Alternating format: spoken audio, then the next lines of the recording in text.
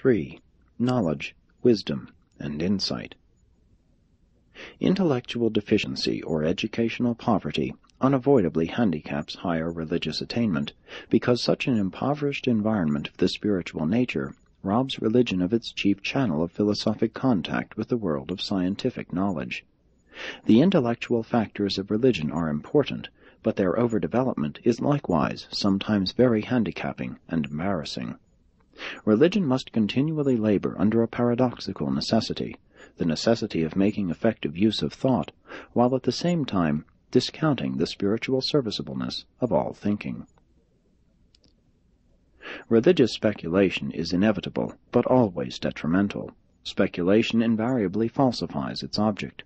Speculation tends to translate religion into something material or humanistic, and thus, while directly interfering with the clarity of logical thought, it indirectly causes religion to appear as a function of the temporal world, the very world with which it should everlastingly stand in contrast.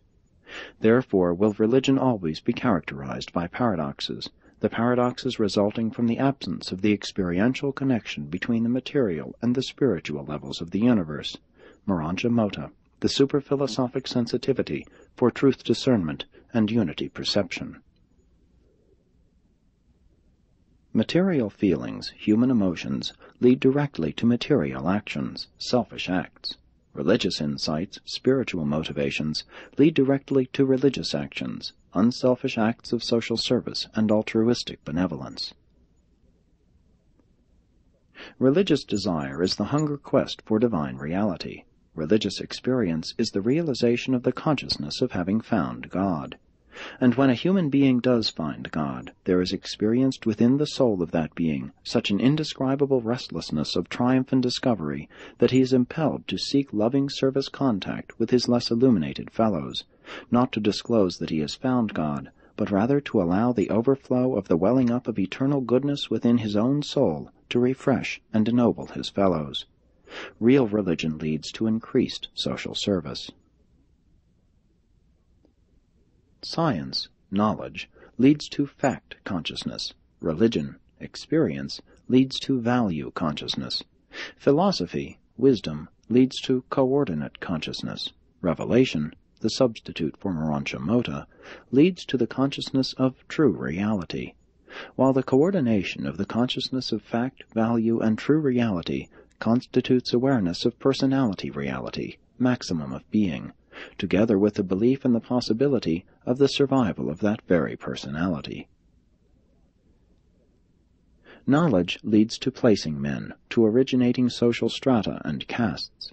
Religion leads to serving men, thus creating ethics and altruism. Wisdom leads to the higher and better fellowship of both ideas and one's fellows. Revelation liberates men and starts them out on the eternal adventure.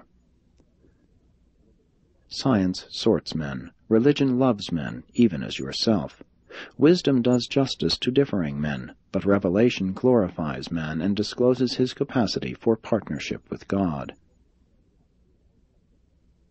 Science vainly strives to create the brotherhood of culture. Religion brings into being the brotherhood of the spirit. Philosophy strives for the brotherhood of wisdom. Revelation portrays the eternal brotherhood, the paradise core of the finality. Knowledge yields pride in the fact of personality. Wisdom is the consciousness of the meaning of personality. Religion is the experience of cognizance of the value of personality. Revelation is the assurance of personality survival. Science seeks to identify, analyze, and classify the segmented parts of the limitless cosmos. Religion grasps the idea of the whole, the entire cosmos. Philosophy attempts the identification of the material segments of science with the spiritual insight concept of the whole.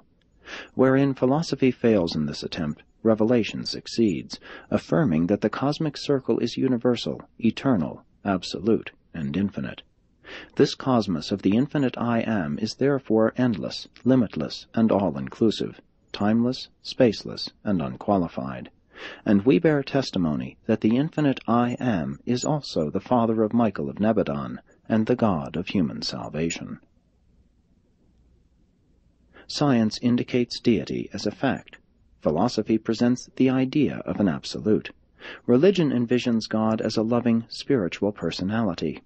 Revelation affirms the unity of the fact of deity, the idea of the absolute, and the spiritual personality of God, and, further, presents this concept as our Father, the universal fact of existence, the eternal idea of mind, and the infinite spirit of life.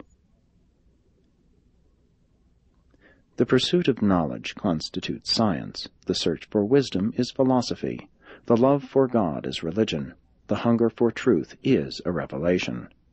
But it is the indwelling thought adjuster that attaches the feeling of reality to man's spiritual insight into the cosmos. In science, the idea precedes the expression of its realization.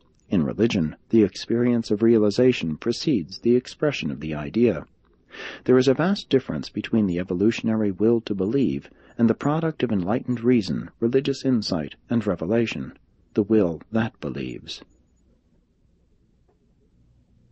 In evolution, religion often leads to man's creating his concepts of God.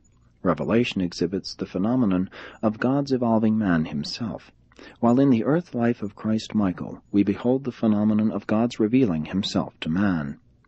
Evolution tends to make God man-like. Revelation tends to make man God-like. Science is only satisfied with first causes, religion with supreme personality, and philosophy with unity. Revelation affirms that these three are one, and that all are good. The eternal real is the good of the universe, and not the time illusions of space evil. In the spiritual experience of all personalities, always is it true that the real is the good, and the good is the real.